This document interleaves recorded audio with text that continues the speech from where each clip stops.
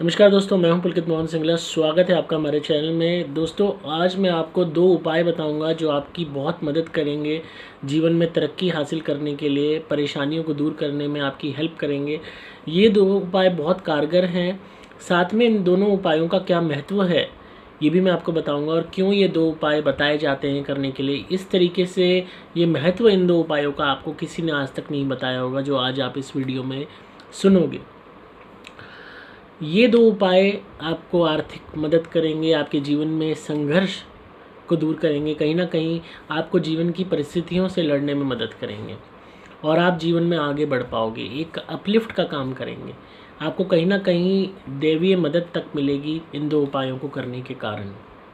तो बिना देरी करते हुए आपको उपाय बताता हूँ। पहला उपाय है, आप शायद जानते भी होंगे इन उपायों के बारे में, पर इनका सही गुण रहस्य क्या है वो आज आप जानेंगे। पहला उपाय है पक्षियों को दाना डालना। अगर हम पक्षियों की बात करें, हम सिंपली कोई भी कह देता है भाई पक्षियों को दाना डाल दो, हम डाल देते हैं कि भाई हमने पक्षियों को दाना डाल दिया या उनके लिए पानी रख दिया, पर हम कभी समझ नहीं पाते कि हम ऐसा करते क्यों हैं, इसका क्या महत्व है। इसी तरीके से दूसरा उपाय, हमें कह दिया जाता है कि चींटियों को आटा डाल दो, पर हमें बस यहीं तक पता है चींटियों को आटा डाल दिया, उसमें बूरा मिला दिया, चीनी डाल दी, बस हो गया जी उपाय। पर इसका महत्व क्या है, क्यों ये कहा जाता है, इन दोनों चीज़ों में समानता क्या है, दोनों उपायों में समानता क्या है, क्या इसके पीछे का गूढ़ रहस्य है। दोस्तों, अगर बात करें हम पक्षियों की तो और चींटियों की, ये 2 जीव ऐसे हैं जो बहुत ज़्यादा मेहनत करते हैं और तब ये अपने लिए अन्न को जुटाते हैं।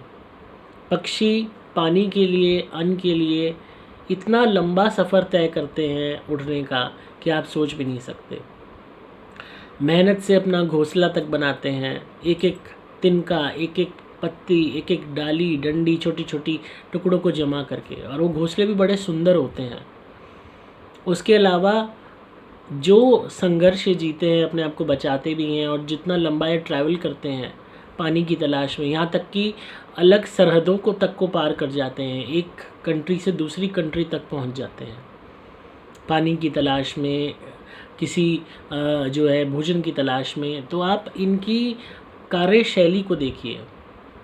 पक्षी की योनि में होते हुए भी आत्मा कितनी ज़्यादा कर्मठ है कि वो हर वक्त कर्म को अपना विधान मान के चल रही है, कर्म को ही अपना धर्म मान के चल रही है, और उस कर्म को अंजाम देने के लिए वो इतना लंबा ट्रैवल कर रही है, अपने ही जिस्म का इस्तेमाल करके उड़ रही है। क्या उसके पंख से जब वो उड़ती है, क्या वो थकती नहीं होगी? क्या उसका संघर्ष बीच में जवाब नहीं देता होगा? क्या वो कहीं रुकती नहीं होगी?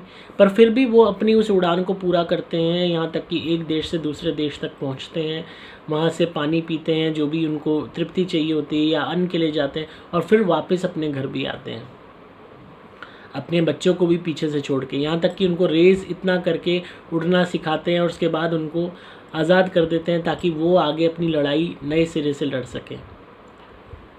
अब बात करते हैं चींटियों की। चींटियाँ, अगर आप क्लोजली इनको मॉनिटर करो, ध्यान से इनको देखो, तो छोटी छोटी चींटियाँ बड़े से बड़े सामान को उठा के लेके जा रही होती हैं। मैंने एक बार इस पे वीडियो बनाई थी, मेरे बेड पे से नमकीन का टुकड़ा गिर गया था नीचे, और थोड़ी देर बाद मैंने देखा कि वो टुकड़ा चल रहा है। तो मैंने कहा ये क्या है। जब मैंने पास से उसको देखा तो देखा 4-5 चींटियों ने वो नमकीन का टुकड़ा उठा रखा था। जैसे सर पे हम कोई पत्थर उठाते हैं ना, कोई भारी हम फर्नीचर उठाते हैं, 4 लोग बुलाते हैं और हम मिलके उठा रहे होते हैं, उसी तरीके से वो छोटा सा नमकीन का टुकड़ा उनके लिए बहुत भारी रहा है उनके आकार के हिसाब से, और वो 4-5 चींटियाँ उनको लेके जा रही। वो दृश्य अपने आप में इतना सुंदर था जिसने एकता, यूनिटी का प्रतीक दिया, कर्म का प्रतीक दिया, मेहनत का प्रतीक दिया। और ये जितनी भी चींटियाँ होती हैं, ये यूनिटी में काम करती हैं, मेहनत करती हैं, मिलके करती हैं।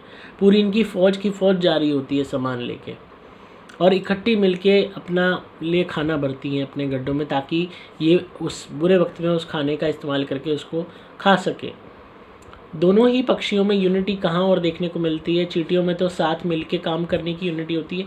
पक्षी अगर आप देखो तो झुंड में उड़ते हैं, झुंड में वो किलोल करते हैं आकाश में।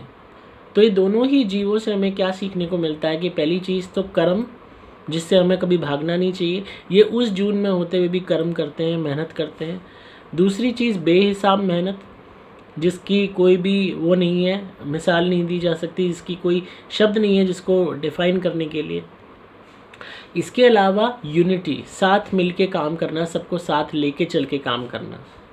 अगर हम इंसानों की बात करें तो आज हम कर्म करने से बचते हैं, आज हम मेहनत करने से बचते हैं, आज हम एकता में, यूनिटी में सबके साथ मिल के काम करने से बचते हैं, आपस में ही लड़ते रहते हैं। पर इन इतने निचले स्तर पे बैठे हुए जानवरों ने, उनके अंदर वास कर रही आत्मा ने उसी शरीर के माध्यम से कर्म करके हमें बता दिया कि कर्म ही इस कर्म भूमि पे जो है मैटर करता है।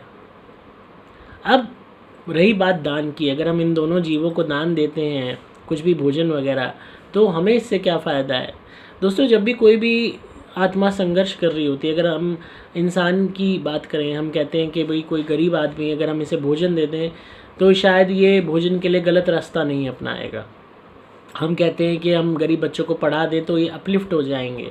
हम इसी तरीके से किसी भी बंदे में कोई कमी होती है, हम उसको पूरा करने की कोशिश करते हैं कि भाई ताकि ये और आगे बढ़ सके।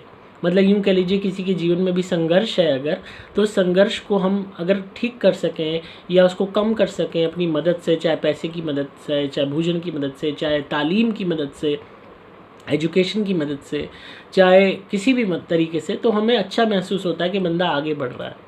इसी तरीके से जब ये दोनों जीव, पक्षी और ये चींटियाँ, इनके संघर्षपूर्ण, मेहनतपूर्ण जीवन में जब हम इन्हें भोजन देते हैं, चींटियों को हमने आटा दिया, चीनी दी, बूरा दिया, पक्षी के लिए हमने दाना रखा, पानी रखा, तो इनका जो वो एंडलेस संघर्ष है उसमें इन्हें एक उम्मीद की किरण दिखाई देती है, इनको एक मदद दिखाई देती है।